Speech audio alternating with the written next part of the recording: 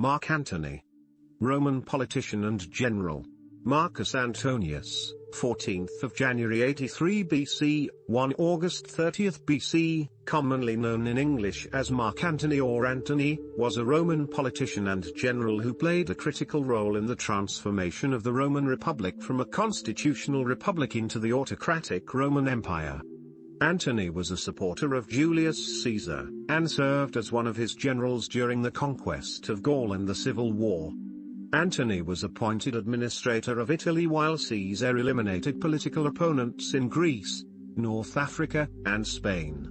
After Caesar's death in 44 BC, Antony joined forces with Marcus Aemilius Lepidus, another of Caesar's generals, and Octavian, Caesar's great-nephew and adopted son, forming a three-man dictatorship known to historians as the Second Triumvirate.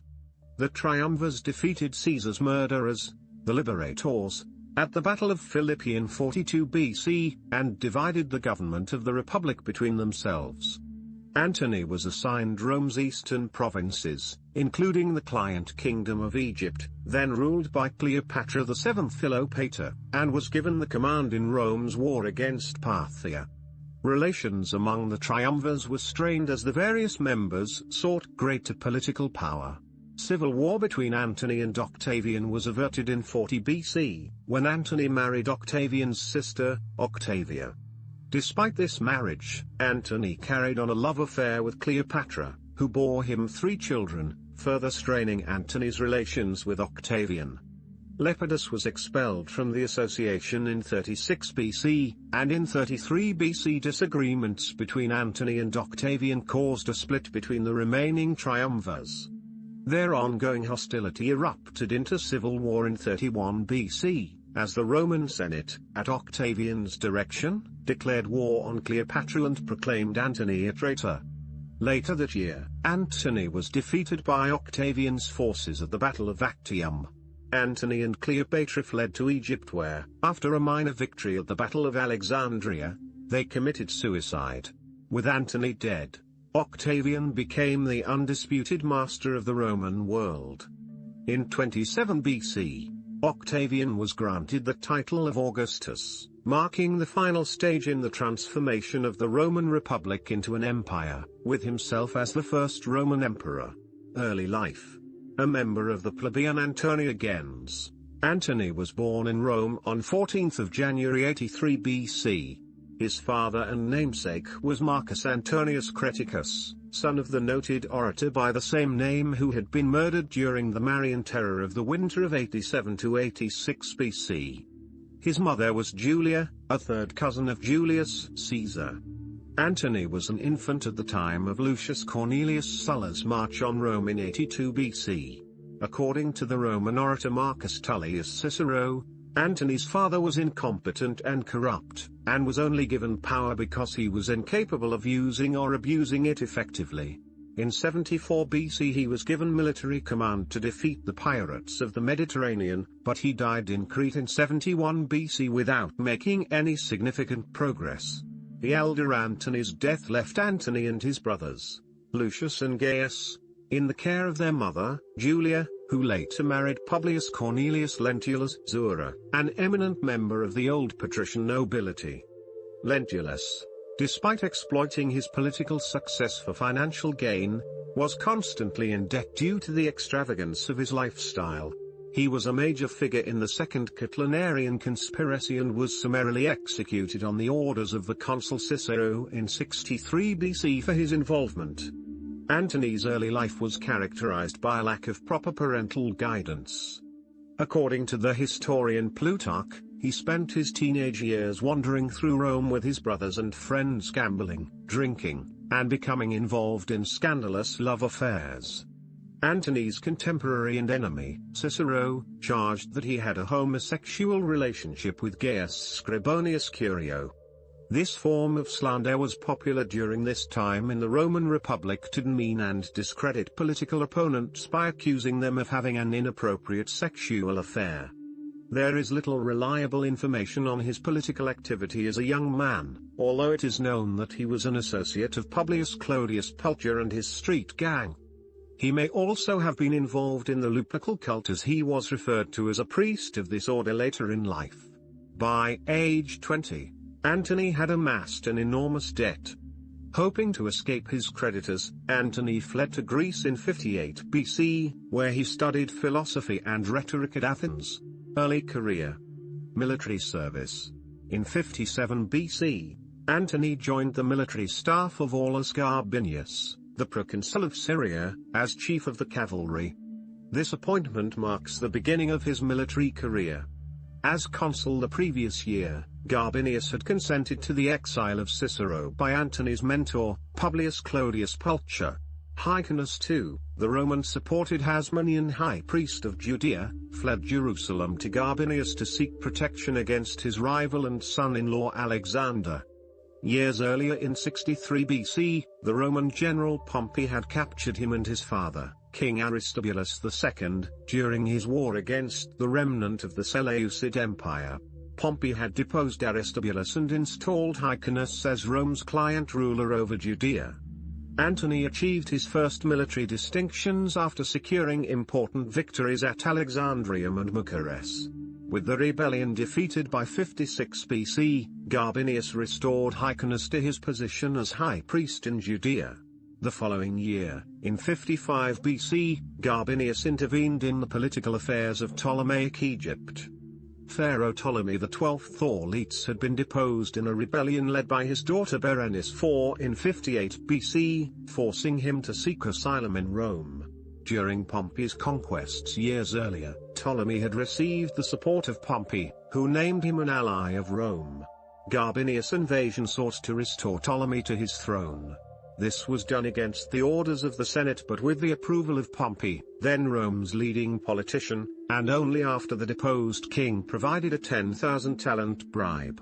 The Greek historian Plutarch records it was Antony who convinced Gabinius to finally act. After defeating the frontier forces of the Egyptian kingdom, Gabinius' army proceeded to attack the palace guards, but they surrendered before a battle commenced.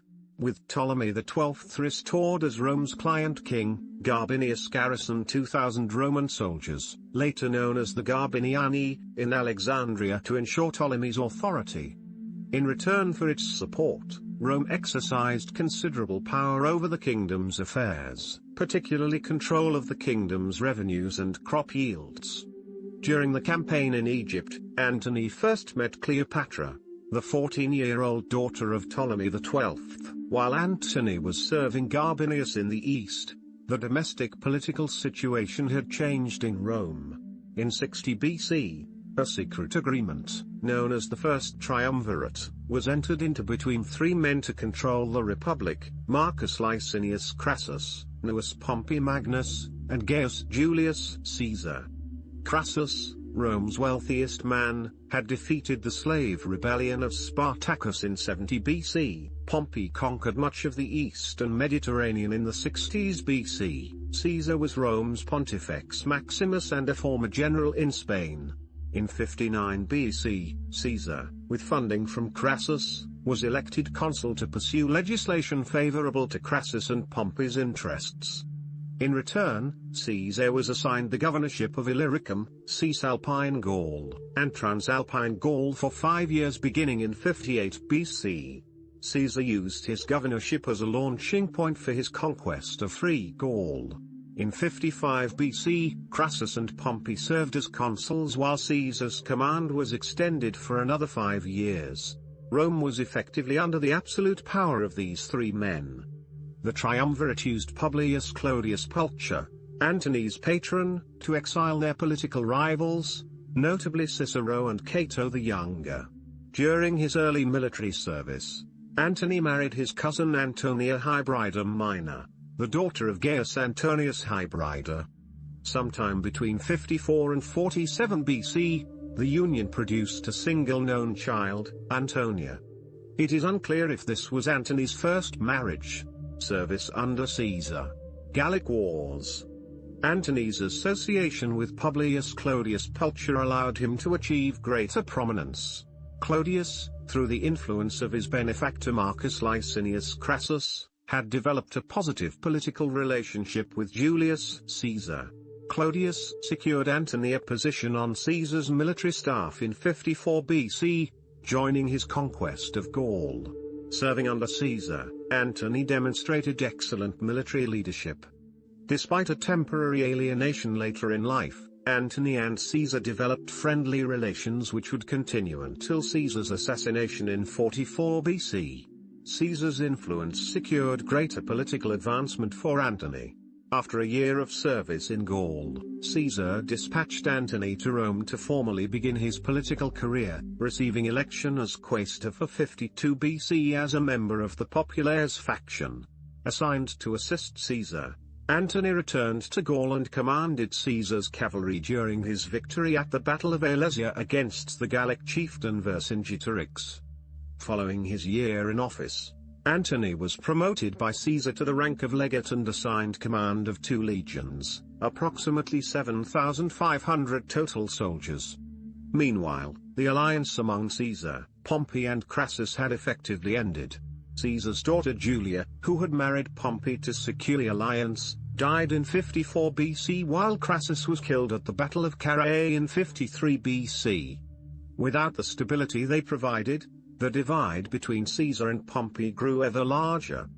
Caesar's glory in conquering Gaul had served to further strain his alliance with Pompey, who, having grown jealous of his former ally, had drifted away from Caesar's Democratic Populares party towards the oligarchic Optimates faction led by Cato. The supporters of Caesar, led by Claudius, and the supporters of Pompey, led by Titus Annius Milo, routinely clashed. In 52 BC, Milo succeeded in assassinating Claudius, resulting in widespread riots and the burning of the Senate meeting house, the Curia Hostilia, by Claudius' street gang. Anarchy resulted, causing the Senate to look to Pompey. Fearing the persecutions of Lucius Cornelius Sulla only 30 years earlier, they avoided granting Pompey the dictatorship by instead naming him sole consul for the year, giving him extraordinary but limited powers. Pompey ordered armed soldiers into the city to restore order and to eliminate the remnants of Claudius' gang. Antony remained on Caesar's military staff until 50 BC, helping mopping up actions across Gaul to secure Caesar's conquest. With the war over, Antony was sent back to Rome to act as Caesar's protector against Pompey and the other Optimates. With the support of Caesar, who as Pontifex Maximus was head of the Roman religion, Antony was appointed the College of Augurs, an important priestly office responsible for interpreting the will of the gods by studying the flight of birds. All public actions required favorable auspices, granting the college considerable influence. Antony was then elected as one of the 10 plebeian tribunes for 49 BC. In this position, Antony could protect Caesar from his political enemies, by vetoing any actions unfavorable to his patron. Civil war. The feud between Caesar and Pompey erupted into open confrontation by early 49 BC. The consuls for the year, Gaius Claudius Marcellus Maior and Lucius Cornelius Lentulus Gnaeus, were firm Optimates opposed to Caesar. Pompey, though remaining in Rome, was then serving as the governor of Spain and commanded several legions. Upon assuming office in January, Antony immediately summoned a meeting of the Senate to resolve the conflict. He proposed both Caesar and Pompey lay down their commands and return to the status of mere private citizens. His proposal was well received by most of the senators, but the consuls and Cato vehemently opposed it. Antony then made a new proposal. Caesar would retain only 2 of his 8 legions, and the governorship of Illyrium if he was allowed to stand for the consulship in absentia. This arrangement ensured his immunity from suit would continue. He had needed the consulship to protect himself from prosecution by Pompey. Though Pompey found the concession satisfactory, Cato and Lentulus refused to back down, with Lentulus even expelling Antony from the Senate meeting by force. Antony fled Rome, fearing for his life, and returned to Caesar's camp on the banks of the Rubicon, the southern limit of Caesar's lawful command. Within days of Antony's expulsion, on 7th of January 49 BC, the Senate reconvened. Under the leadership of Cato and with the tacit support of Pompey, the Senate passed a Senatus Consultum Ultimum, a decree stripping Caesar of his command and ordering him to return to Rome and stand trial for war crimes. The Senate further declared Caesar a traitor and a public enemy if he did not immediately disband his army. With all hopes of finding a peaceful solution gone after Antony's expulsion, Caesar used Antony as a pretext for marching on Rome. As tribune, Antony's person was sacrosanct, so it was unlawful to harm him or to refuse to recognize his veto. 3 days later, on the 10th of January, Caesar crossed the Rubicon, initiating the civil war. During the southern march, Caesar placed Antony as his second in command. Caesar's rapid advance surprised Pompey, who, along with the other chief members of the Optimates, fled Italy for Greece. After entering Rome, instead of pursuing Pompey, Caesar marched to Spain to defeat the Pompeian loyalists there. Meanwhile, Antony, with the rank of propraetor, despite never having served as praetor, was installed as governor of Italy and commander of the army, stationed there while Marcus Aemilius Lepidus, one of Caesar's staff officers, ran the provisional administration of Rome itself. Though Antony was well liked by his soldiers, most other citizens despised him for his lack of interest in the hardships they faced from the civil war. By the end of the year 49 BC, Caesar, already the ruler of Gaul, had captured Italy, Spain, Sicily, and Sardinia out of Optimate's control. In early 48 BC, he prepared to sail with 7 legions to Greece to face Pompey. Caesar had entrusted the defense of Illyricum to Gaius Antonius, Antony's younger brother, and Publius Cornelius Dolabella. Pompey's forces, however, defeated them and assumed control of the Adriatic Sea along with it. Additionally, the 2 legions they commanded defected to Pompey. Without their fleet, Caesar lacked the necessary transport ships to cross into Greece with his 7 legions. Instead, he sailed with only 2 and placed Antony in command of the remaining 5 at Brundisium with instructions to join him as soon as he was able. In early 48 BC, Lucius Scribonius Libo was given command of Pompey's fleet, comprising some 50 galleys. Moving off to Brundisium, he blockaded Antony. Antony, however, managed to trick Libo into pursuing some decoy ships, causing Libo's squadron to be trapped and attacked. Most of Libo's fleet managed to escape, but several of his troops were trapped and captured. With Libo gone, Antony joined Caesar in Greece by March 48 BC. During the Greek campaign, Plutarch records that Antony was Caesar's top general, and second only to him in reputation. Antony joined Caesar at the western Balkan Peninsula and besieged Pompey's larger army at Dyrrhachium. With food sources running low, Caesar, in July, ordered a nocturnal assault on Pompey's camp, but Pompey's larger forces pushed back the assault. Though an indecisive result, the victory was a tactical win for Pompey. Pompey, however, did not order a counter-assault on Caesar's camp, allowing Caesar to retreat unhindered. Caesar would later remark the civil war would have ended that day if only Pompey had attacked him. Caesar managed to retreat to Thessaly, with Pompey in pursuit. Assuming a defensive position at the plain of Phasaelus, Caesar's army prepared for pitched battle with Pompey's, which outnumbered his own 2-1. At the Battle of Phasaelus on 9th of August 48 BC, Caesar commanded the right wing opposite Pompey while Antony commanded the left, indicating Antony's status as Caesar's top general. The resulting battle was a decisive victory for Caesar. Though the civil war had not ended at Phasaelus, the battle marked the pinnacle of Caesar's power and effectively ended the Republic. The battle gave Caesar a much-needed boost in legitimacy, as prior to the battle much of the Roman world outside Italy supported Pompey and the Optimates as the legitimate government of Rome. After Pompey's defeat, most of the Senate defected to Caesar, including many of the soldiers who had fought under Pompey. Pompey himself fled to Ptolemaic Egypt, but Pharaoh Ptolemy XIII Theos Philopator feared retribution from Caesar and had Pompey assassinated upon his arrival. Governor of Italy. Instead of immediately pursuing Pompey and the remaining Optimates, Caesar returned to Rome and was appointed dictator with Antony as his master of the horse and second in command. Caesar presided over his own election to a second consulship for 47 BC and then, after 11 days in office, resigned this dictatorship. Caesar then sailed to Egypt, where he deposed Ptolemy XIII in favor of his sister Cleopatra in 47 BC. The young Cleopatra became Caesar's mistress and bore him a son, Caesarion.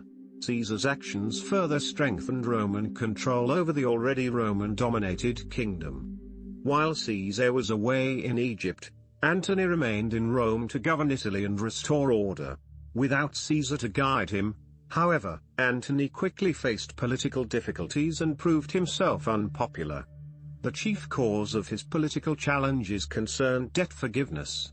One of the tribunes for 47 BC, Publius Cornelius Dolabella, a former general under Pompey, proposed a law which would have cancelled all outstanding debts.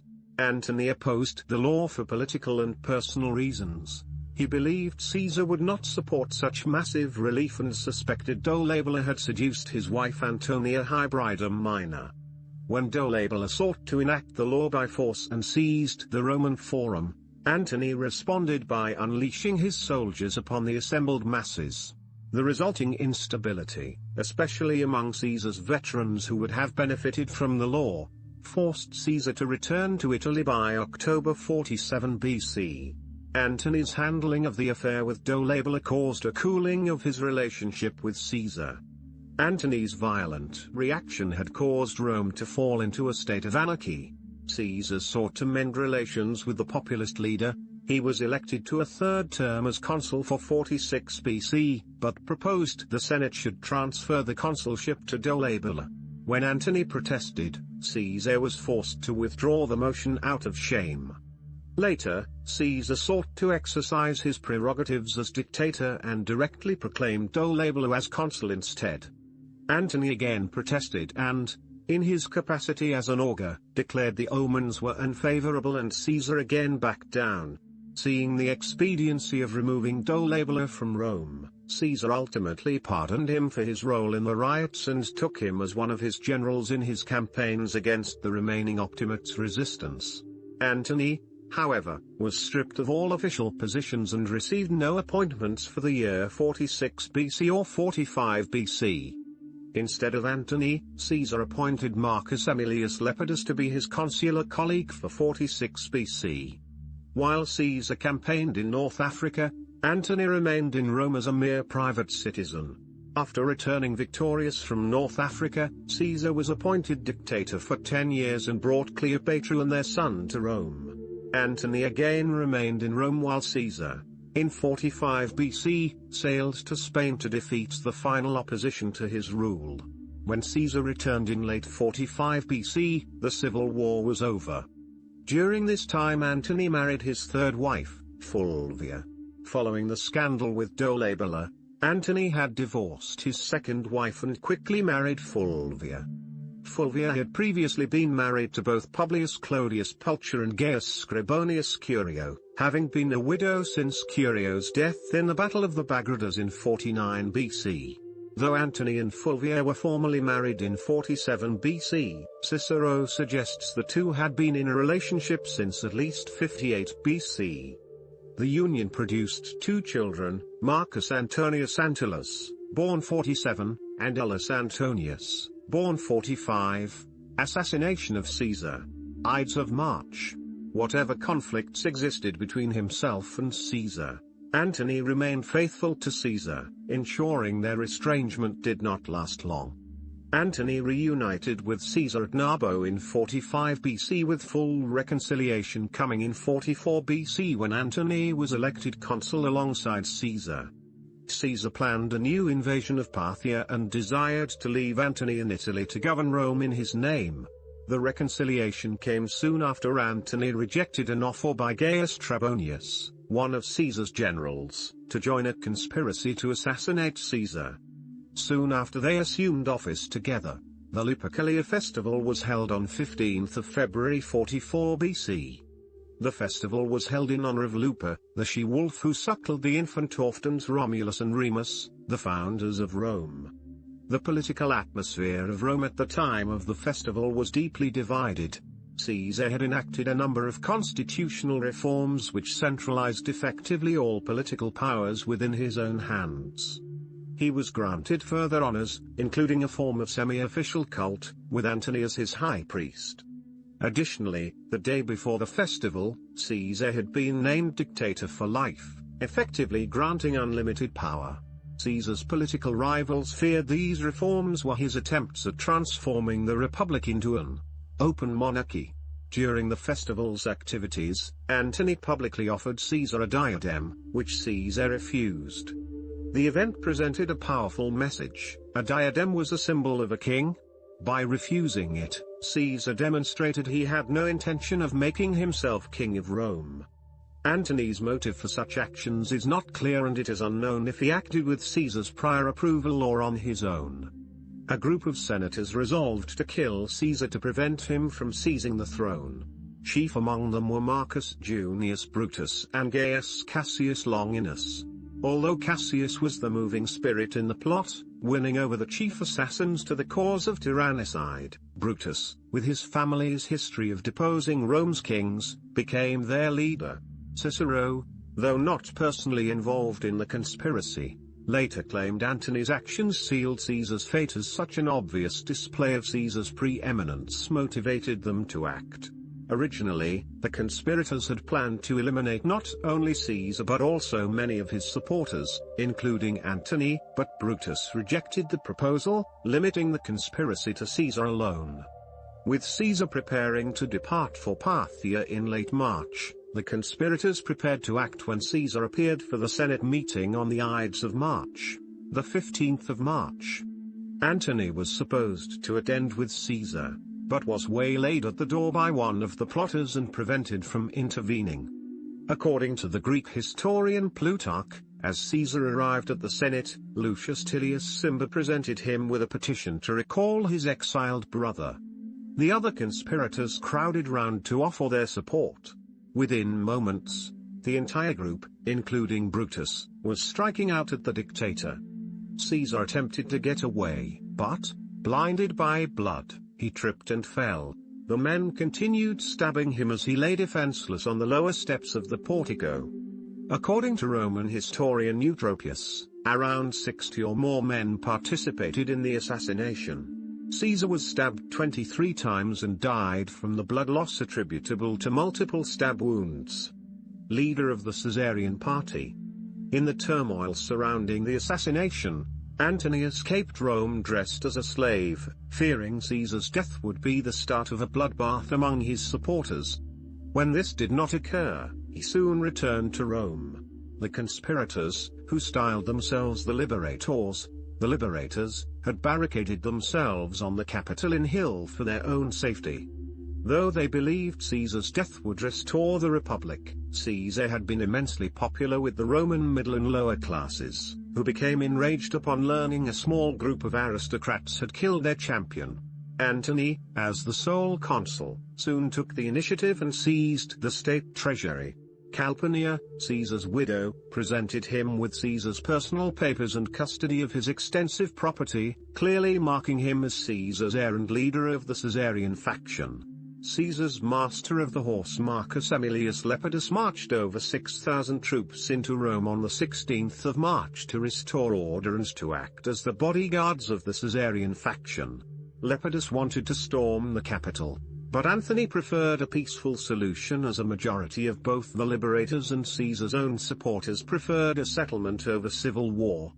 On the 17th of March, at Antony's arrangement, the Senate met to discuss a compromise, which, due to the presence of Caesar's veterans in the city, was quickly reached. Caesar's assassins would be pardoned of their crimes and, in return, all of Caesar's actions would be ratified. In particular, the offices assigned to both Brutus and Cassius by Caesar were likewise ratified.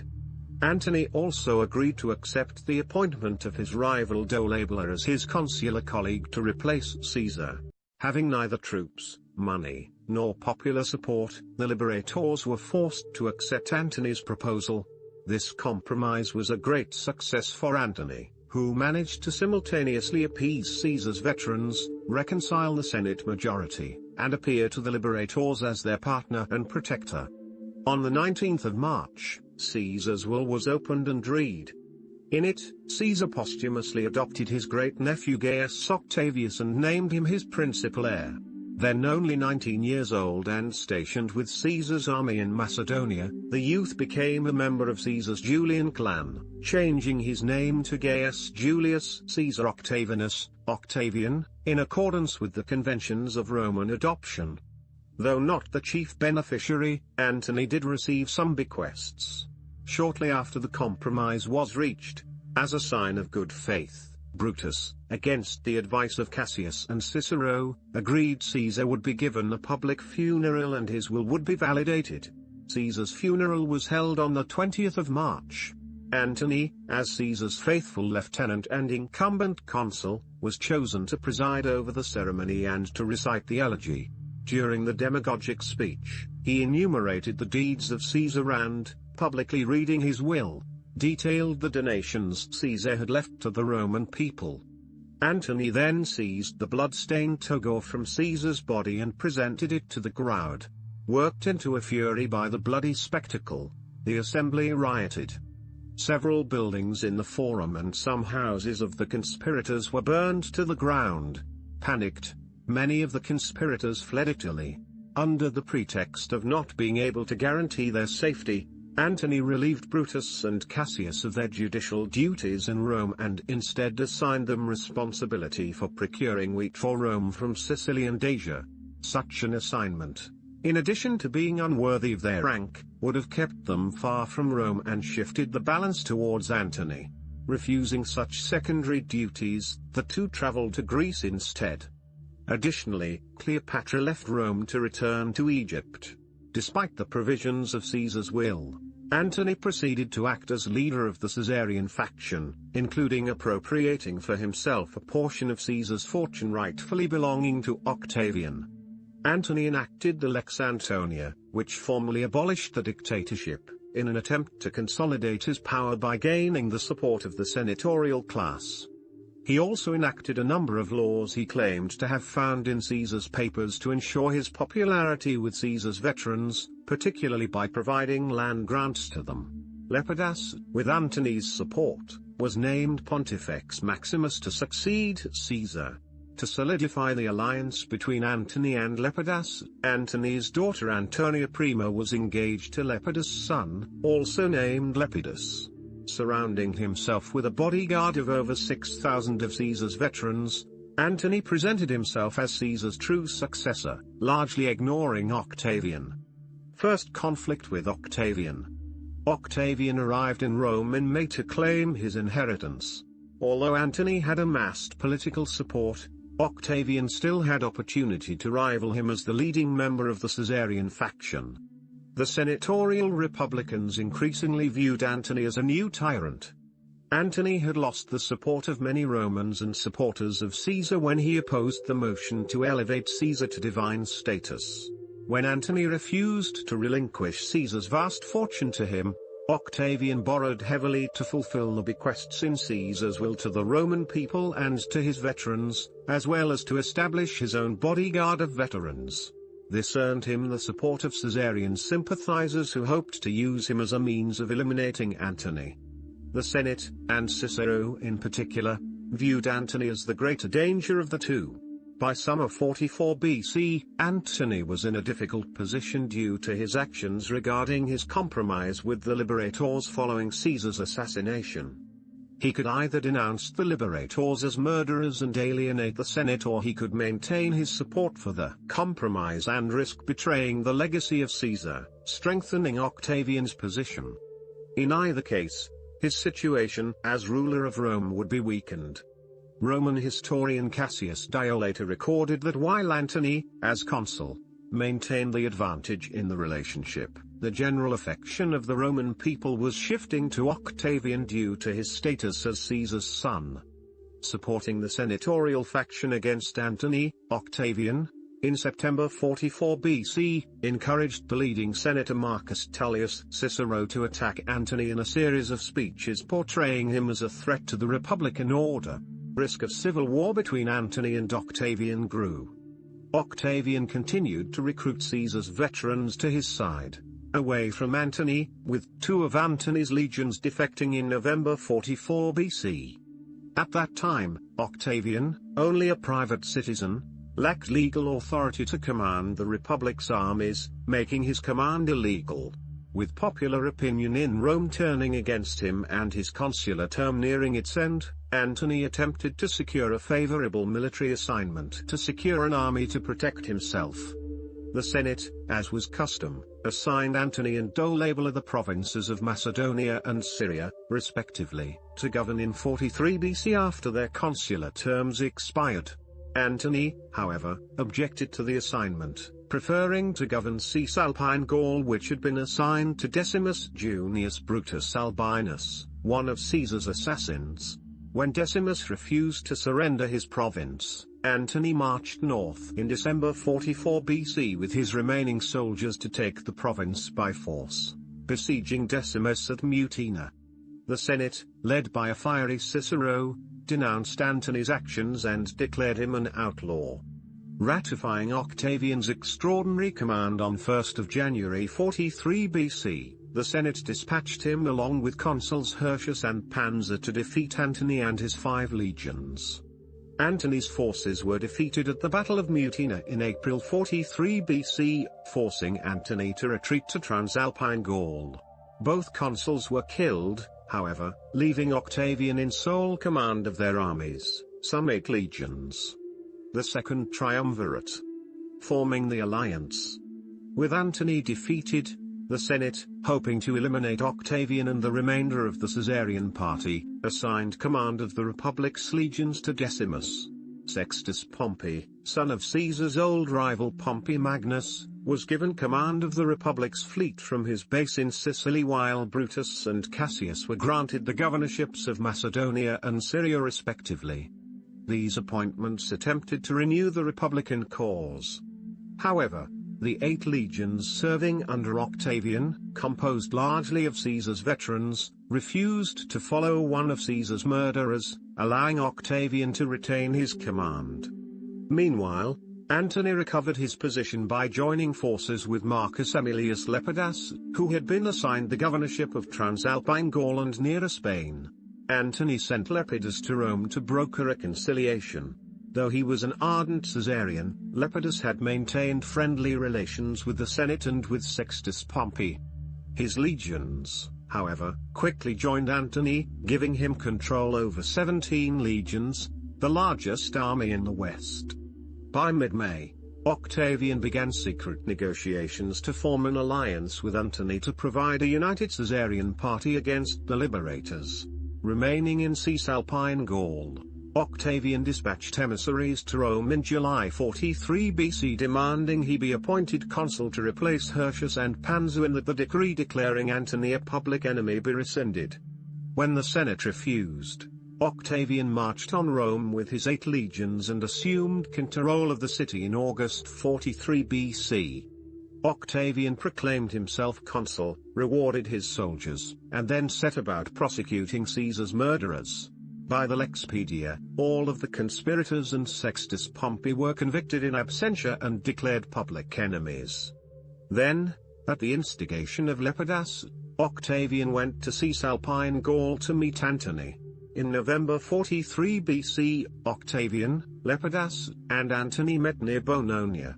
After 2 days of discussions, the group agreed to establish a 3-man dictatorship to govern the Republic for 5 years, known as the 3 Men for the Restoration of the Republic, Latin, Triumviri Republici Constituendi, known to modern historians as the Second Triumvirate. They shared military command of the Republic's armies and provinces among themselves. Antony received Gaul, Lepidus Spain, and Octavian, as the junior partner, Africa. They jointly governed Italy. The triumvirate would have to conquer the rest of Rome's holdings. Brutus and Cassius held the eastern Mediterranean, and Sextus Pompey held the Mediterranean islands. On 27th of November 43 BC, the triumvirate was formally established by a new law, the Lex Tiscia. Octavian and Antony reinforced their alliance through Octavian's marriage to Antony's stepdaughter, Claudia. The primary objective of the triumvirate was to avenge Caesar's death and to make war upon his murderers. Before marching against Brutus and Cassius in the east, the triumvirs issued prescriptions against their enemies in Rome. The dictator Lucius Cornelius Sulla had taken similar action to purge Rome of his opponents in 82 BC. The proscribed were named on public lists, stripped of citizenship, and outlawed. Their wealth and property were confiscated by the state, and rewards were offered to anyone who secured their arrest or death. With such encouragements, the prescription produced deadly results. 2,000 Roman knights were executed, and 1/3 of the Senate, among them Cicero, who was executed on the 7th of December. The confiscations helped replenish the state treasury, which had been depleted by Caesar's civil war the decade before. When this seemed insufficient to fund the imminent war against Brutus and Cassius, the triumvirs imposed new taxes, especially on the wealthy. By January 42 BC the prescription had ended. It had lasted 2 months, and though less bloody than Sulla's, it traumatized Roman society. A number of those named and outlawed had fled to either Sextus Pompey in Sicily or to the liberators in the east. Senators who swore loyalty to the triumvirate were allowed to keep their positions. On 1st of January 42 BC, the Senate officially deified Caesar as the divine Julius, and confirmed Antony's position as his high priest. War against the liberators. Due to the infighting within the triumvirate during 43 BC, Brutus and Cassius had assumed control of much of Rome's eastern territories, and amassed a large army. Before the triumvirate could cross the Adriatic Sea into Greece where the liberators had stationed their army, the triumvirate had to address the threat posed by Sextus Pompey and his fleet. From his base in Sicily, Sextus raided the Italian coast and blockaded the triumvirs. Octavian's friend and admiral Quintus Salvidinius Rufus thwarted an attack by Sextus against the southern Italian mainland at Rhegium, but Salvidinius was then defeated in the resulting naval battle because of the inexperience of his crews. Only when Antony arrived with his fleet was the blockade broken. Though the blockade was defeated, control of Sicily remained in Sextus' hand, but the defeat of the liberators was the triumvirate's first priority. In the summer of 42 BC, Octavian and Antony sailed for Macedonia to face the liberators with 19 legions, the vast majority of their army, approximately 100,000 regular infantry plus supporting cavalry and irregular auxiliary units, leaving Rome under the administration of Lepidus. Likewise, the army of the liberators also commanded an army of 19 legions. Their legions, however, were not at full strength while the legions of Antony and Octavian were. While the triumvirs commanded a larger number of infantry, the liberators commanded a larger cavalry contingent. The liberators, who controlled Macedonia, did not wish to engage in a decisive battle, but rather to attain a good defensive position and then use their naval superiority to block the triumvirs' communications with their Sapulli base in Italy.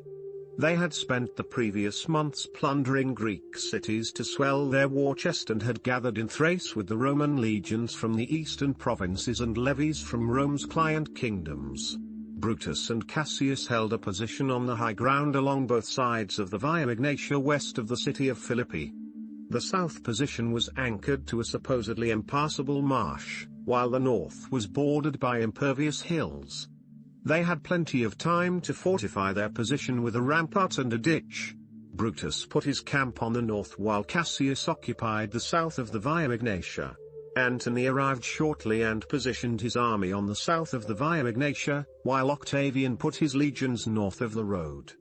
Antony offered battle several times, but the liberators were not lured to leave their defensive stand. Thus, Antony tried to secretly outflank the liberators' position through the marshes in the south. This provoked a pitched battle on 3rd of October 42 BC. Antony commanded the triumvirate's army due to Octavian's sickness on the day, with Antony directly controlling the right flank opposite Cassius. Because of his health, Octavian remained in camp while his lieutenants assumed a position on the left flank opposite Brutus. In the resulting First Battle of Philippi, Antony defeated Cassius and captured his camp while Brutus overran Octavian's troops and penetrated into the Triumvir's camp but was unable to capture the sick Octavian. The battle was a tactical draw, but due to poor communications Cassius believed the battle was a complete defeat and committed suicide to prevent being captured. Brutus assumed sole command of the Liberator army and preferred a war of attrition over open conflict. His officers, however, were dissatisfied with these defensive tactics and his Caesarian veterans threatened to defect, forcing Brutus to give battle at the Second Battle of Philippi on the 23rd of October. While the battle was initially evenly matched, Antony's leadership routed Brutus' forces. Brutus committed suicide the day after the defeat, and the remainder of his army swore allegiance to the Triumvirate. Over 50,000 Romans died in the two battles. While Antony treated the losers mildly, Octavian dealt cruelly with his prisoners and even beheaded Brutus' corpse. The battles of Philippi ended the civil war in favor of the Caesarian faction. With the defeat of the Liberators, only Sextus Pompey and his fleet remained to challenge the Triumvirate's control over the Republic. Master of the Roman East. Division of the Republic. The victory at Philippi left the members of the Triumvirate as masters of the Republic, save Sextus Pompey in Sicily. Upon returning to Rome, the Triumvirate repartitioned rule of Rome's provinces among themselves, with Antony as the clear senior partner. He received the largest distribution, governing all of the eastern provinces while retaining Gaul in the west. Octavian's position improved, as he received Spain, which was taken from Lepidus. Lepidus was then reduced to holding only Africa, and he assumed a clearly tertiary role in the Triumvirate.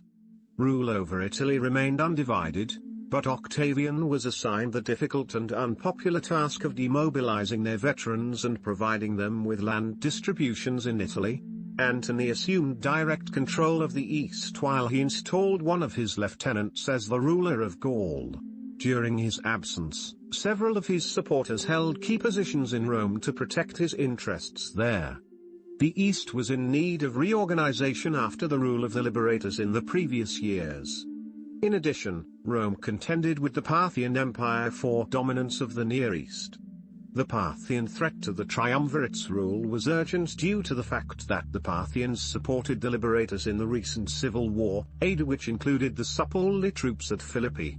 As ruler of the East, Antony also assumed responsibility for overseeing Caesar's planned invasion of Parthia to avenge the defeat of Marcus Licinius Crassus at the Battle of Carrhae in 53 BC. In 42 BC, the Roman East was composed of several directly controlled provinces and client kingdoms. The provinces included Macedonia, Asia, Bithynia, Cilicia, Cyprus, Syria, and Cyrenaica.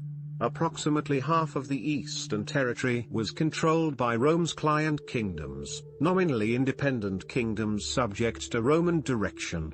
These kingdoms included Adrisian Thrace in Eastern Europe, the Bosporan kingdom along the northern coast of the Black Sea, Galatia, Pontus, Cappadocia, Armenia, and several smaller kingdoms in Asia Minor, Judea, Commagene, and the Nabatean kingdom in the Middle East, Ptolemaic Egypt in Africa.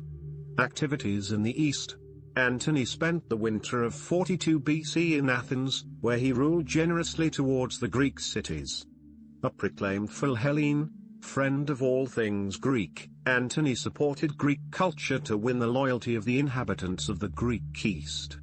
He attended religious festivals and ceremonies, including initiation into the Eleusinian mysteries, a secret cult dedicated to the worship of the goddesses Demeter and Persephone. Beginning in 41 BC, he traveled across the Aegean Sea to Anatolia, leaving his friend Lucius Marcius Censorius as governor of Macedonia and Achaea. Upon his arrival in Ephesus in Asia, Antony was worshipped as the god Dionysus born anew.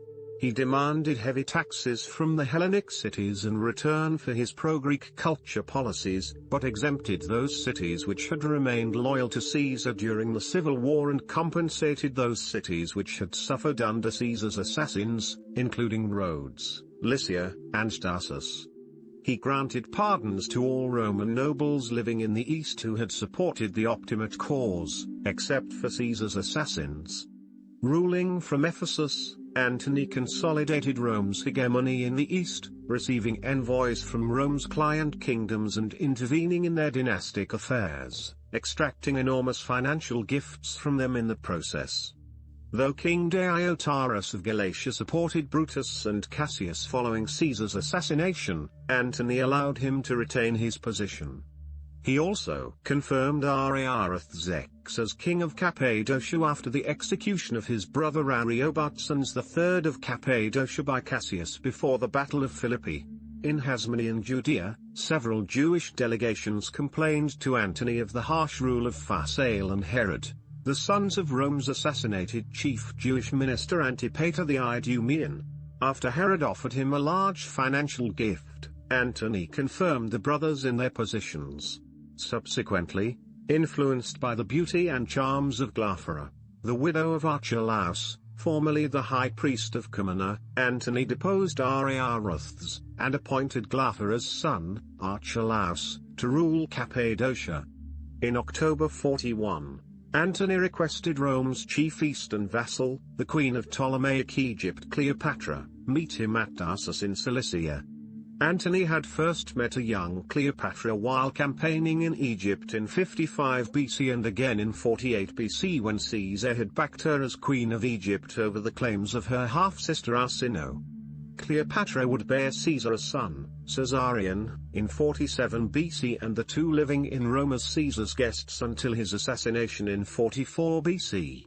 After Caesar's assassination, Cleopatra and Caesarion returned to Egypt, where she named the child as her co-ruler.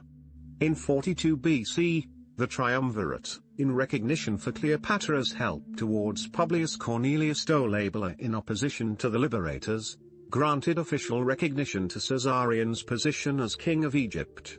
Arriving in Tarsus aboard her magnificent ship, Cleopatra invited Antony to a grand banquet to solidify their alliance. As the most powerful of Rome's eastern vassals, Egypt was indispensable in Rome's planned military invasion of the Parthian Empire. At Cleopatra's request, Antony ordered the execution of Arsinoe, who, though marched in Caesar's triumphal parade in 46 BC, had been granted sanctuary at the Temple of Artemis in Ephesus. Antony and Cleopatra then spent the winter of 41 BC together in Alexandria.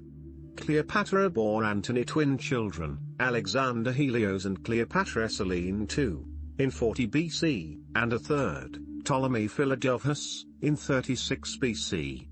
Antony also granted formal control over Cyprus, which had been under Egyptian control since 47 BC during the turmoil of Caesar's civil war, to Cleopatra in 40 BC as a gift for her loyalty to Rome. Antony, in his first months in the East, raised money, reorganized his troops, and secured the alliance of Rome's client kingdoms. He also promoted himself as Hellenistic ruler, which won him the affection of the Greek peoples of the East but also made him the target of Octavian's propaganda in Rome. According to some ancient authors, Antony led a carefree life of luxury in Alexandria. Upon learning the Parthian Empire had invaded Rome's territory in early 40 BC, Antony left Egypt for Syria to confront the invasion. However, after a short stay in Tyre, he was forced to sail with his army to Italy to confront Octavian due to Octavian's war against Antony's wife and brother. Fulvia's civil war. Following the defeat of Brutus and Cassius, while Antony was stationed in the east, Octavian had authority over the west. Octavian's chief responsibility was distributing land to tens of thousands of Caesar's veterans who had fought for the Triumvirate. Additionally, tens of thousands of veterans who had fought for the Republican cause in the war also required land grants. This was necessary to ensure they would not support a political opponent of the Triumvirate. However, The triumvirs did not possess sufficient state-controlled land to allot to the veterans. This left Octavian with two choices: alienating many Roman citizens by confiscating their land, or alienating many Roman soldiers who might back a military rebellion against the triumvirate's rule. Octavian chose the former. As many as 18 Roman towns through Italy were affected by the confiscations of 41 BC, with entire populations driven out. Led by Fulvia, the wife of Antony, the senators grew hostile towards Octavian over the issue of the land confiscations. According to the ancient historian Cassius Dio, Fulvia was the most powerful woman in Rome at the time. According to Dio, while Publius Servilius Vatius and Lucius Antonius were the consuls for the year 41 BC, real power was vested in Fulvia. As the mother-in-law of Octavian and the wife of Antony, no action was taken by the Senate without her support. Fearing Octavian's land grants would cause the loyalty of the Caesarian veterans to shift away from Antony, Fulvia traveled constantly with her children to the new veteran settlements in order to remind the veterans of their debt to Antony. Fulvia also attempted to delay the land settlements until Antony returned to Rome, so that he could share credit for the settlements. With the help of Antony's brother, the consul of 41 BC Lucius Antonius, Fulvia encouraged the Senate to oppose Octavian's land policies. The conflict between Octavian and Fulvia caused great political and social unrest throughout Italy. Tensions escalated into open war. However, when Octavian divorced Claudia, Fulvia's daughter, from her first husband Publius Clodius Pulcher, outraged, Fulvia, supported by Lucius, raised an army to fight for Antony's rights against Octavian. According to the ancient historian Appian, Fulvia's chief reason for the war was her jealousy of Antony's affairs with Cleopatra in Egypt and desire to draw Antony back to Rome. Lucius and Fulvia took a political and martial gamble in opposing Octavian and Lepidus. However, as the Roman army still depended on the triumvirs for their salaries, Lucius and Fulvia, supported by their army, marched on Rome and promised the people an end to the triumvirate in favor of Antony's sole rule. However, when Octavian returned to the city with his army, the pair was forced to retreat to Perusia in Etruria. Octavian placed the city under siege while Lucius waited for Antony's legions in Gaul to come to his aid. Away in the east and embarrassed by Fulvia's actions, Antony gave no instructions to his legions. Without reinforcements, Lucius and Fulvia were forced to surrender in February 40 BC. While Octavian pardoned Lucius for his role in the war and even granted him command in Spain as his chief lieutenant there, Fulvia was forced to flee to Greece with her children. With the war over, Octavian was left in sole control over Italy. When Antony's governor of Gaul died, Octavian took over his legions there, further strengthening his control over the west. Despite the Parthian Empire's invasion of Rome's eastern territories, Fulvia's civil war forced Antony to leave the east and return to Rome in order to secure his position. Meeting her in Athens, Antony rebuked Fulvia for her actions before sailing on to Italy with his army to face Octavian, laying siege to Brundisium. This new conflict proved untenable for both Octavian and Antony. However, their centurions, who had become important figures politically, refused to fight due to their shared service under Caesar. The legions under their command followed suit. Meanwhile, in Sicyon, Fulvia died of a sudden and unknown illness. Fulvia's death and the mutiny of their soldiers allowed the triumvirs to effect a reconciliation through a new power-sharing agreement in September 40 BC.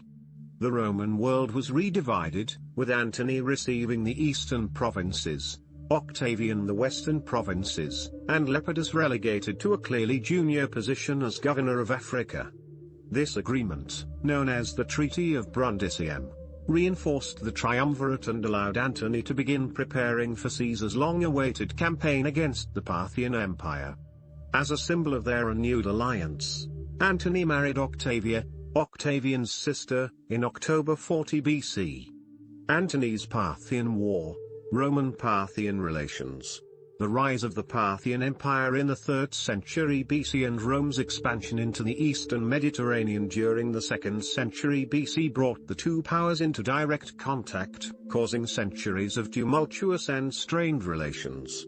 Though periods of peace developed cultural and commercial exchanges, war was a constant threat. Influence over the buffer state of the Kingdom of Armenia, located to the northeast of Roman Syria, was often a central issue in the Roman-Parthian conflict. Tigranes would wage a series of 3 wars against Rome before being ultimately defeated by Pompey in 66 BC. Thereafter, with his son Artavasdes II in Rome as a hostage, Tigranes would rule Armenia as an ally of Rome until his death in 55 BC. In 53 BC, Rome's governor of Syria, Marcus Licinius Crassus, led an expedition across the Euphrates River into Parthian territory to confront the Parthian Shah Odes II. Artavasdes II offered Crassus the aid of nearly 40,000 troops to assist his Parthian expedition on the condition that Crassus invade through Armenia as the safer route. Crassus refused, choosing instead the more direct route by crossing the Euphrates directly into desert Parthian territory. Crassus' actions proved disastrous as his army was defeated at the Battle of Carrhae by a numerically inferior Parthian force. Crassus' defeat forced Armenia to shift its loyalty to Parthia, with Artavasdes II's sister marrying Ode's son and heir Pacorus. In early 44 BC, Julius Caesar announced his intentions to invade Parthia and restore Roman power in the east. His reasons were to punish the Parthians for assisting Pompey in the recent civil war, to avenge Crassus' defeat at Carrhae, and especially to match the glory of Alexander the Great for himself. Before Caesar could launch his campaign, however, he was assassinated. As part of the compromise between Antony and the Republicans to restore order following Caesar's murder, Publius Cornelius Stolabella was assigned the governorship of Syria and command over Caesar's planned Parthian campaign. The compromise did not hold, however, and the Republicans were forced to flee to the east. The Republicans directed Quintus Labienus to attract the Parthians to their side in the resulting war against Antony and Octavian. After the Republicans were defeated at the Battle of Philippi, Labienus joined the Parthians. Despite Rome's internal turmoil during the time, the Parthians did not immediately benefit from the power vacuum in the east due to Odes II's reluctance despite Labienus' urgings to the contrary. In the summer of 41 BC, Antony, to reassert Roman power in the east, conquered Palmyra on the Roman-Parthian border. Antony then spent the winter of 41 BC in Alexandria with Cleopatra, leaving only 2 legions to defend the Syrian border against Parthian incursions. The legions, however, were composed of former Republican troops and Labienus convinced Odes II to invade. Parthian invasion. A Parthian army, led by Odes II's eldest son Pacorus, invaded Syria in early 40 BC. Labienus, the Republican ally of Brutus and Cassius, accompanied him to advise him and to rally the former Republican soldiers stationed in Syria to the Parthian cause. Labienus recruited many of the former Republican soldiers to the Parthian campaign in opposition to Antony. The joint Parthian-Roman force, after initial success in Syria, separated to lead their offensive in 2 directions. Pacorus marched south toward Hasmonean Judea while Labienus crossed the Taurus Mountains to the north into Cilicia. Labienus conquered southern Anatolia with little resistance. The Roman governor of Asia, Lucius Munatius Plancus, a partisan of Antony, was forced to flee his province, allowing Labienus to recruit the Roman soldiers stationed there. For his part, Pacorus advanced south to Phoenicia and Palestine. In Hasmonean Judea, the exiled Prince Antigonus allied himself with the Parthians. When his brother, Rome's client King Hyrcanus II, refused to accept Parthian domination, he was deposed in favor of Antigonus as Parthia's client king in Judea. Pacorus' conquest had captured much of the Syrian and Palestinian interior, with much of the Phoenician coast occupied as well. The city of Tyre remained the last major Roman outpost in the region. Antony, then in Egypt with Cleopatra, did not respond immediately to the Parthian invasion. Though he left Alexandria for Tyre in early 40 BC, when he learned of the civil war between his wife and Octavian, he was forced to return to Italy with his army to secure his position in Rome rather than defeat the Parthians. Instead, Antony dispatched Publius Ventidius Bassus to check the Parthian advance. Arriving in the east in spring 39 BC, Ventidius surprised Labienus near the Taurus Mountains, claiming victory at the Cilician gates. Ventidius ordered Labienus executed as a traitor, and the formerly rebellious Roman soldiers under his command were reincorporated under Antony's control. He then met a Parthian army at the border between Cilicia and Syria, defeating it and killing a large portion of the Parthian soldiers at the Amanus Pass. Ventidius' actions temporarily halted the Parthian advance and restored Roman authority in the east, forcing Pacorus to abandon his conquests and return to Parthia. In the spring of 38 BC, the Parthians resumed their offensive with Pacorus leading an army across the Euphrates. Ventidius, in order to gain time, leaked disinformation to Pacorus implying that he should cross the Euphrates River at their usual ford. Pacorus did not trust this information and decided to cross the river much farther downstream. This was what Ventidius hoped would occur and gave him time to get his forces ready. The Parthians faced no opposition and proceeded to the town of Gindarus in Cyrrhustica, where Ventidius' army was waiting. At the Battle of Cyrrhustica, Ventidius inflicted an overwhelming defeat against the Parthians, which resulted in the death of Pacorus. Overall, the Roman army had achieved a complete victory, with Ventidius' 3 successive victories forcing the Parthians back across the Euphrates. Pacorus' death threw the Parthian Empire into chaos.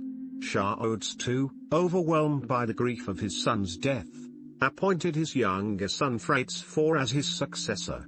However, Phraates IV assassinated Odes II in late 38 BC, succeeding him on the throne. Ventidius feared Antony's wrath if he invaded Parthian territory, thereby stealing his glory, so instead he attacked and subdued the eastern kingdoms, which had revolted against Roman control following the disastrous defeat of Crassus at Carrhae. One such rebel was King Antiochus of Commagene, whom he besieged in Samosata. Antiochus tried to make peace with Ventidius, but Ventidius told him to approach Antony directly. After peace was concluded, Antony sent Ventidius back to Rome, where he celebrated a triumph, the first Roman to triumph over the Parthians. Conflict with Sextus Pompey. While Antony and the other triumvirs ratified the Treaty of Brundisium to redivide the Roman world among themselves, the rebel general Sextus Pompey, the son of Caesar's rival Pompey the Great, was largely ignored. From his stronghold on Sicily, he continued his piratical activities across Italy and blocked the shipment of grain to Rome. The lack of food in Rome caused the public to blame the triumvirate and shift its sympathies towards Pompey. This pressure forced the triumvirs to meet with Sextus in early 39 BC. While Octavian wanted an end to the ongoing blockade of Italy, Antony sought peace in the west in order to make the triumvirate's legions available for his service in his planned campaign against the Parthians. Though the triumvirs rejected Sextus' initial request to replace Lepidus as the third man within the triumvirate, they did grant other concessions. Under the terms of the Treaty of Misenum, Sextus was allowed to retain control over Sicily and Sardinia, with the provinces of Corsica and Greece being added to his territory. He was also promised a future position with the priestly college of augurs and the consulship for 35 BC. In exchange, Sextus agreed to end his naval blockade of Italy, supply Rome with grain, and halt his piracy of Roman merchant ships. However, the most important provision of the treaty was the end of the prescription the triumvirate had begun in late 43 BC. Many of the proscribed senators, rather than face death, fled to Sicily seeking Sextus' protection. With the exception of those responsible for Caesar's assassination, all those proscribed were allowed to return to Rome and promised compensation. This caused Sextus to lose many valuable allies as the formerly exiled senators gradually aligned themselves with either Octavian or Antony. To secure peace, Octavian betrothed his 3-year-old nephew and Antony's stepson Marcus Claudius Marcellus to Sextus' daughter Pompeia. With peace in the west secured, Antony planned to retaliate against Parthia by invading their territory.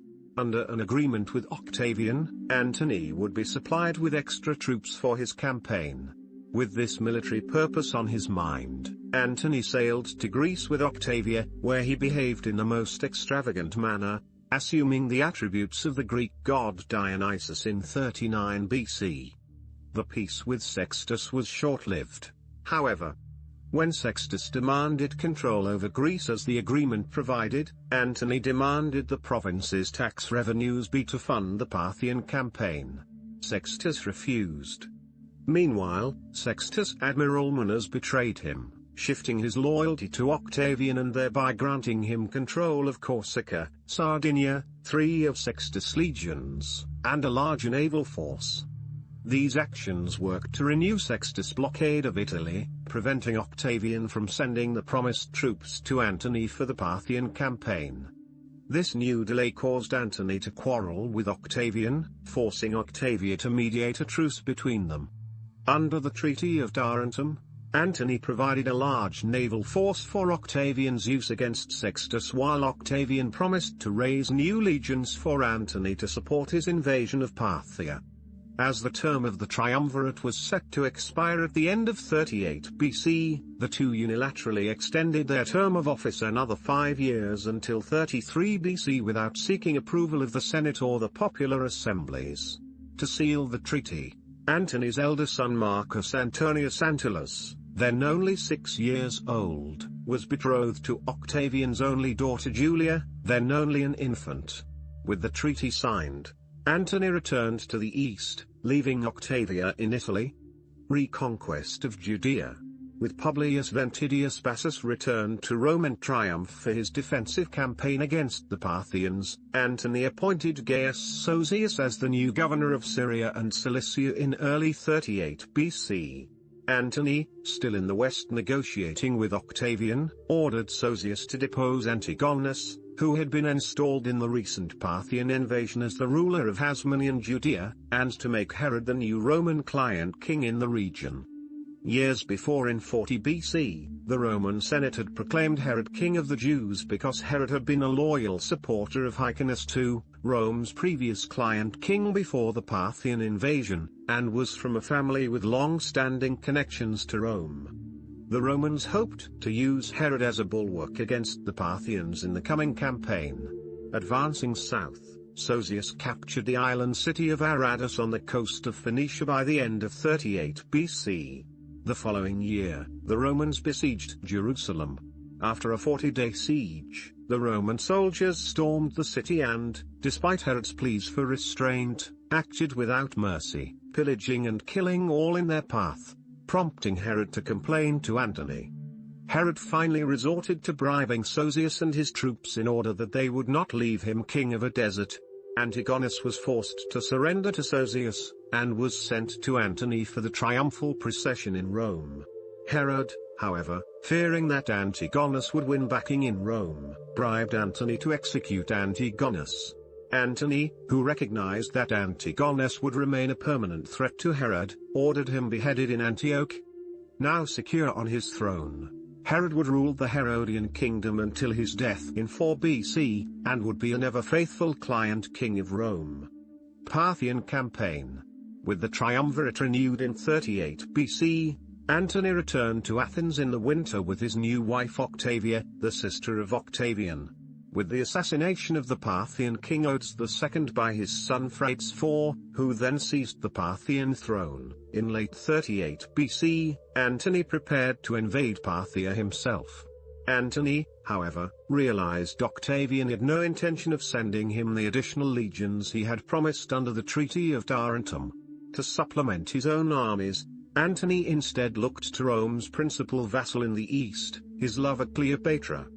In addition to significant financial resources, Cleopatra's backing of his Parthian campaign allowed Antony to amass the largest army Rome had ever assembled in the east. Wintering in Antioch during 37, Antony's combined Roman-Egyptian army numbered some 200,000, including 16 legions, approximately 160,000 soldiers, plus an additional 40,000 auxiliaries. Such a force was twice the size of Marcus Licinius Crassus's army from his failed Parthian invasion of 53 BC and 3 times those of Lucius Licinius Lucullus and Lucius Cornelius Sulla during the Mithridatic Wars. The size of his army indicated Antony's intention to conquer Parthia, or at least receive its submission by capturing the Parthian capital of Ecbatana. Antony's rear was protected by Rome's client kingdoms in Anatolia, Syria, and Judea, while the client kingdoms of Cappadocia, Pontus, and Commagene would provide supplies along the march. Antony's first target for his invasion was the kingdom of Armenia. Ruled by King Artavasdes II of Armenia, Armenia had been an ally of Rome since the defeat of Tigranes the Great by Pompey the Great in 66 BC during the Third Mithridatic War.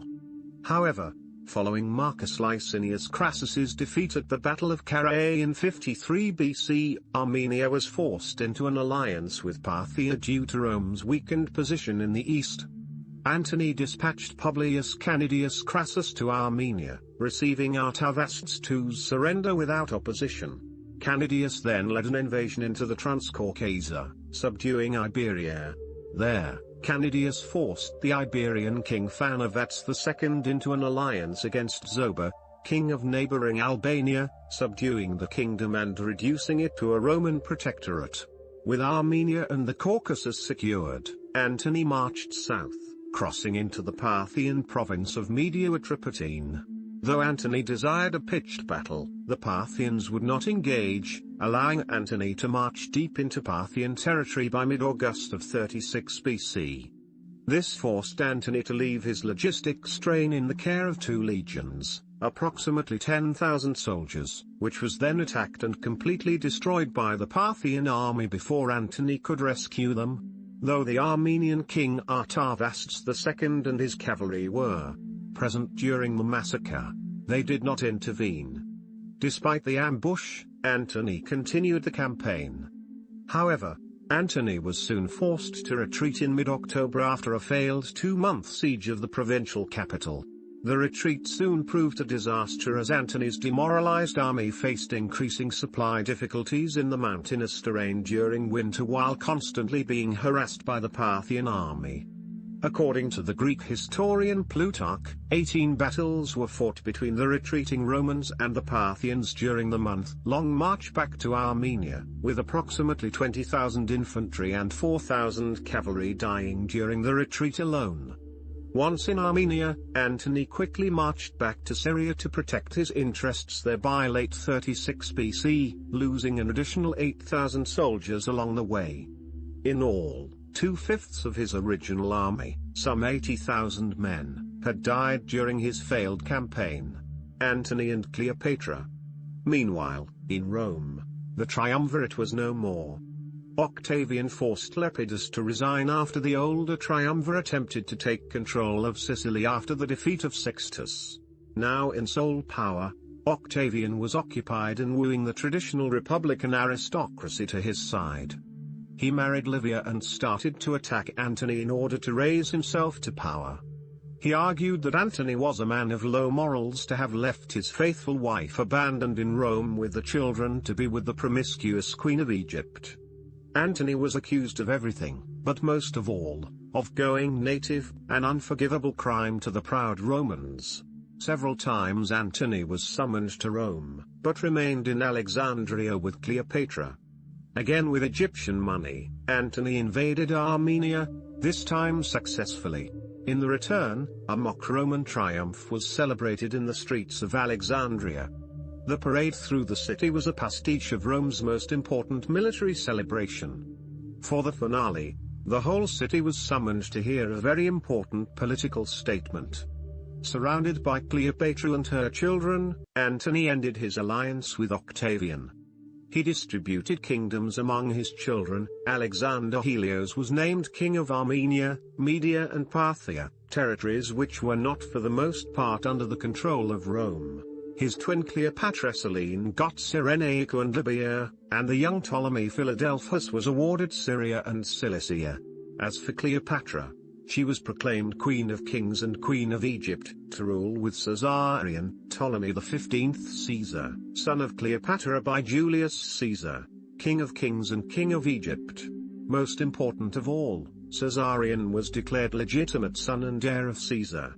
These proclamations were known as the Donations of Alexandria and caused a fatal breach in Antony's relations with Rome. While the distribution of nations among Cleopatra's children was hardly a conciliatory gesture, it did not pose an immediate threat to Octavian's political position. Far more dangerous was the acknowledgement of Caesarion as legitimate and heir to Caesar's name. Octavian's base of power was his link with Caesar through adoption, which granted him much-needed popularity and loyalty of the legions. To see this convenient situation attacked by a child born by the richest woman in the world was something Octavian could not accept. The triumvirate expired on the last day of 33 BC and was not renewed. Another civil war was beginning. During 33 and 32 BC, a propaganda war was fought in the political arena of Rome, with accusations flying between sides. Antony, in Egypt, divorced Octavia and accused Octavian of being a social upstart, of usurping power, and of forging the adoption papers by Caesar. Octavian responded with treason charges, of illegally keeping provinces that should be given to other men by lots, as was Rome's tradition, and of starting wars against foreign nations, Armenia and Parthia, without the consent of the Senate. Antony was also held responsible for Sextus Pompey's execution without a trial. In 32 BC, the Senate deprived him of his powers and declared war against Cleopatra, not Antony, because Octavian had no wish to advertise his role in perpetuating Rome's internecine bloodshed. Both consuls, Gnaeus Domitius Ahenobarbus and Gaius Sosius, and a third of the Senate abandoned Rome to meet Antony and Cleopatra in Greece. The Battle of Actium, 1672, by Lorenzo Castro, National Maritime Museum, London, in 31 BC, the war started.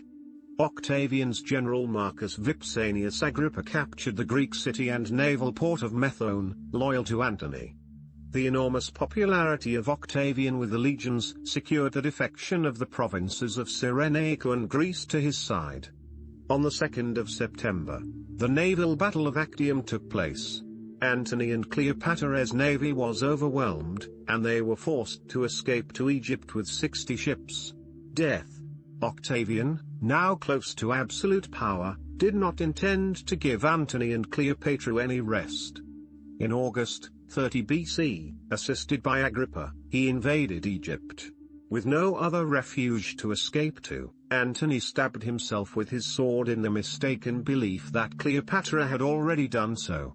When he found out that Cleopatra was still alive, his friends brought him to Cleopatra's monument in which she was hiding, and he died in her arms. Cleopatra was allowed to conduct Antony's burial rites after she had been captured by Octavian.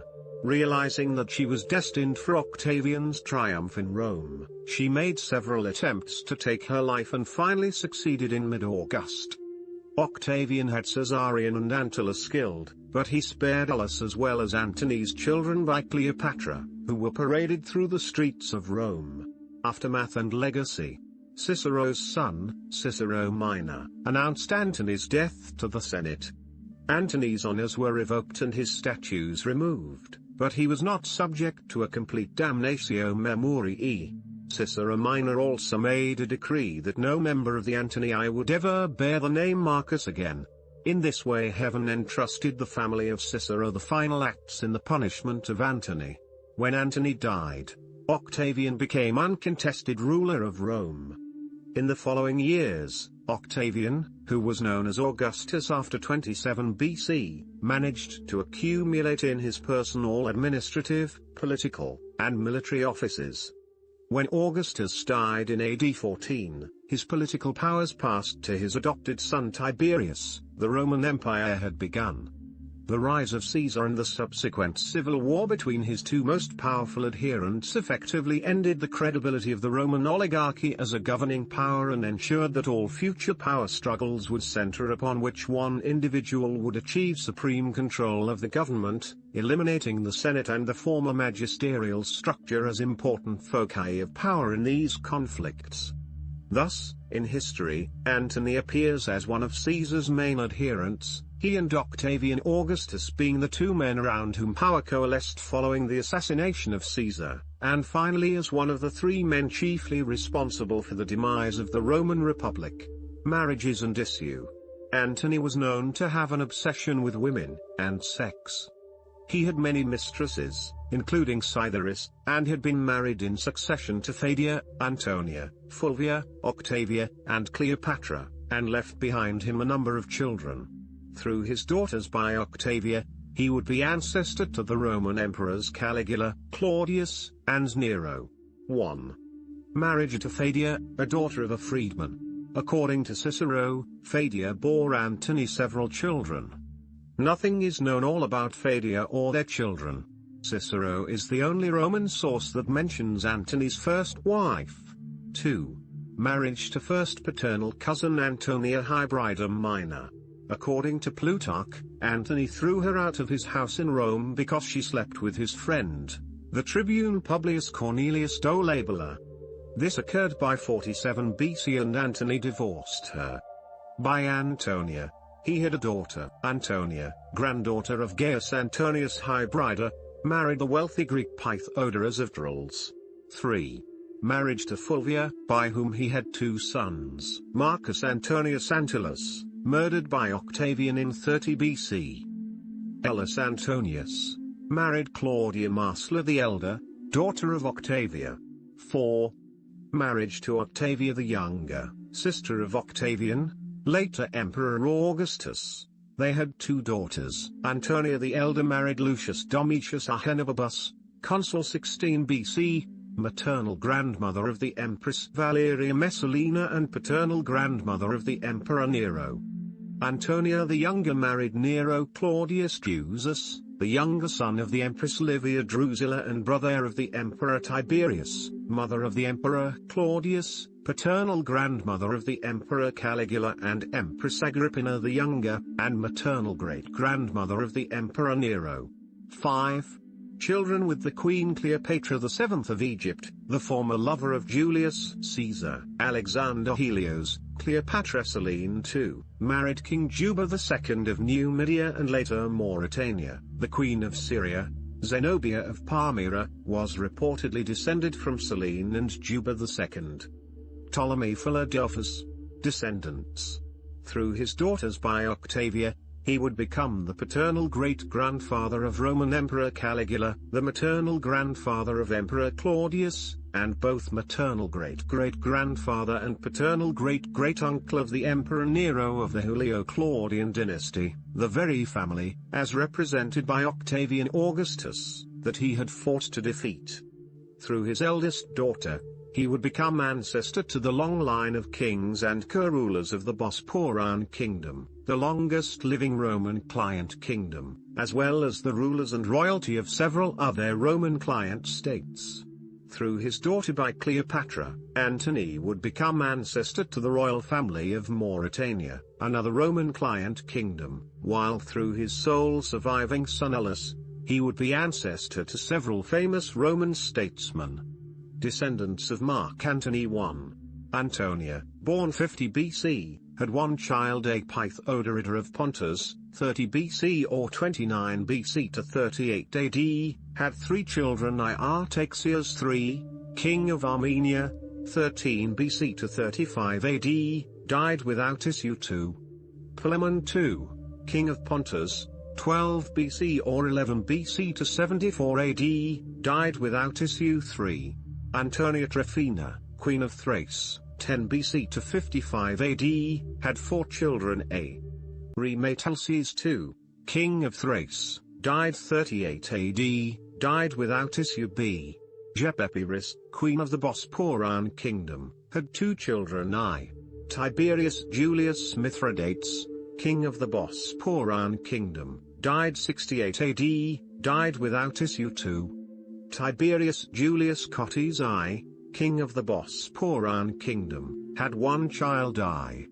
Tiberius Julius Rescuperus I, king of the Bosporan kingdom, died 90 AD, had one child I. Tiberius Julius Sauromates I, king of the Bosporan kingdom, had one child I. Tiberius Julius Cotys II, king of the Bosporan kingdom, had one child I. Rematalces, king of the Bosporan kingdom, died 153 AD, had one child I. Eupator, king of the Bosporan kingdom, died 174 AD, had one child I.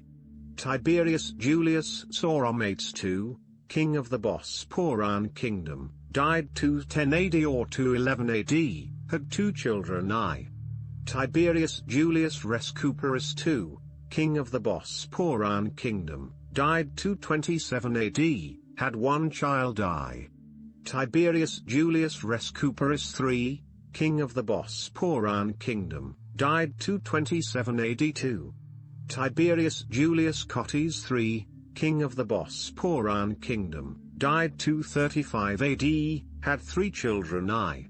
Tiberius Julius Sauromates III, king of the Bosporan kingdom, died 232 AD. 2. Tiberius Julius Rescuperus IV, king of the Bosporan kingdom, died 235 AD. 3. Tiberius Julius Oenanthimus, king of the Bosporan kingdom, died 240 AD, had one child I. Tiberius Julius Rescuperus V, king of the Bosporan kingdom, died 276 AD, had three children I. Tiberius Julius Phasanzes, king of the Bosporan kingdom, died 254 AD. 2. Singes, king of the Bosporan kingdom, died 276 AD. 3. Tiberius Julius Tyrrhenes, king of the Bosporan kingdom, died 279 AD, had two children I. Tiberius Julius Sauromates IV, king of the Bosporan kingdom, died 276 AD. 2. Theotauses, king of the Bosporan kingdom, died 309 AD, had three children,